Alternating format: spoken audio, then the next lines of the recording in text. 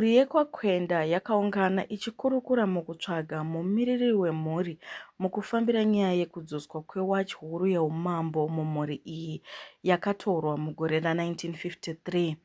Vana baba vemhuri yekwaKwenda vasimbisa nyaya iyi. Nyaya iripo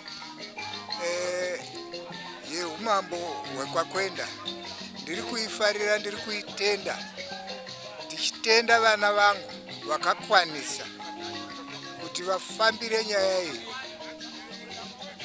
vakauya vakasikotiudza isu vamwe tikagara dare saizvozvo. Saka padare redu ratiri kuita rechinjanja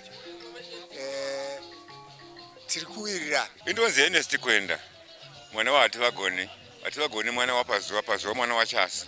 Ndiri muzukuru wavaChasi vane ushe watiri kutaura nezvavo, watiri kuronga zvatiri kuronga, zvatiri kuita, basa ratiri kufambisa. Toda umambo hwedu hunge huri panzvimbo, husarambe huri hwakahenga musango. Saka musangano wataita nhasi wange uri kutsvaga representative achatimirira mukufambirwa kwehushe uhu kusvika wadzoka mumusha. Saka dzimba dzese dzanambuya vedu 7 dzadziri represented.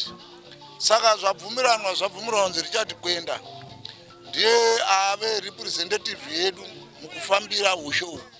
Mukupera kwemusangano, mwana mukuru mumhuri Richard Kwenda ndiye akapiwa basa rekufambira kudzoswa kwewachi yeumambo uhu.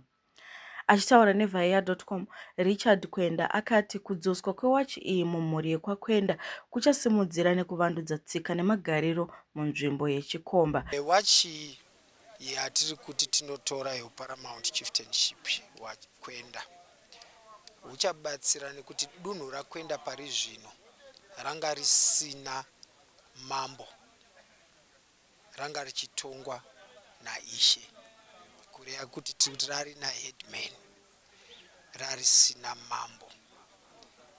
Umambo hunova iwo uKwenda wanga wakapfigirwa.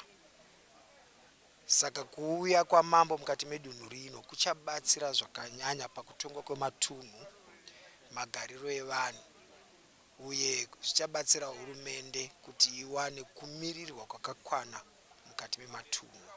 Zvichachengetedzawo zvakare tsika namagariro evanhu. Ndini Vongai Masuka, ndiri kwaMutekedza kuChikomba East.